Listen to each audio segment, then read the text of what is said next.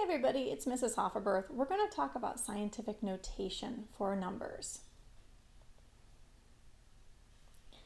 Okay, I know you've seen scientific notation in math, but I want to remind you that what the exponent is telling you is how many places you moved your decimal point and in which direction in the number that you're reporting in scientific notation. And if you have a positive exponent, that means this is a big number. And so the exponent was moved, or if you have it in scientific notation, you need to move your exponent to the right because you have a large number. And if you have a negative exponent, that means that you have a little number, a number less than 1. So that's what the exponents mean. Okay, let's take a look at a couple of numbers here.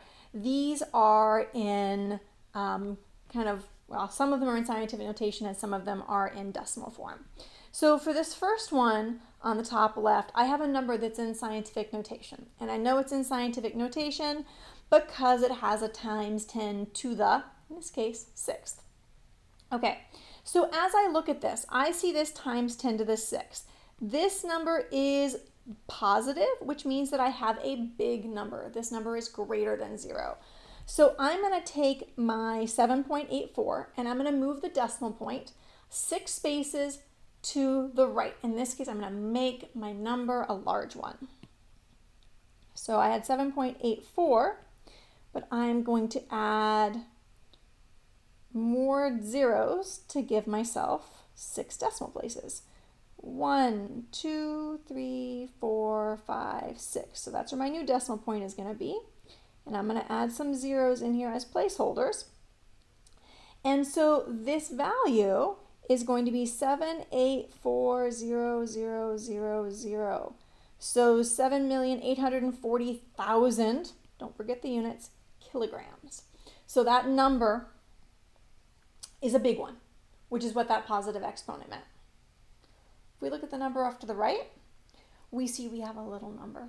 The exponent here is negative, and so this is going to be a small number. It's less than 1. And so I'm going to move my decimal place to the left to give myself a number that's less than 1. So I'm going to move it 3 spaces, 1, 2, 3, put the extra zeros in. And so my final value is 0.0240 liters. That's it. Okay, on the ones on the bottom, these are in decimal notation. We want to put them into scientific notation. So the game's kind of going to be the same. You're going to count how many places you have to move the decimal point to get to a number between 1 and 10. 1, 2, 3, 4. If I were to put the decimal point between the 1 and the 6, I get the number 1.60. That's between 1 and 10. And so my value here is 1.60 times 10 to the negative, because the number is less than 1. And I move my decimal point 4 spots. So 1.60 times 10 to the negative 4th kilograms. So that one is now in scientific notation. I can tell that it was a number less than 1 because it has a negative exponent. The one on the right, this 465,000, that's a big number. So it's going to have a positive exponent. And let's figure out how many places we have to move the decimal point. 1, 2, 3, 4, 5. So I'll have to move the decimal point 5 places to get the value 4.65 times 10 to the 5th inches. So again, big number, positive exponent. Little number, negative exponent. Let's look at 2 more. Okay, one of these, the first one is just kind of in standard decimal notation, 5,600 kilograms. So this is a big number, it's greater than 1, so I know I'm going to have a positive exponent.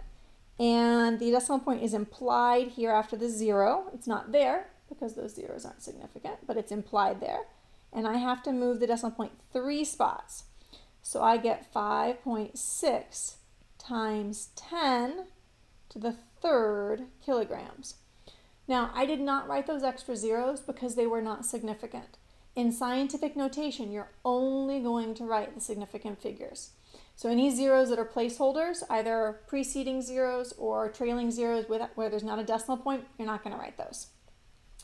And then the last number here is already in scientific notation. Let's put it back into decimal notation.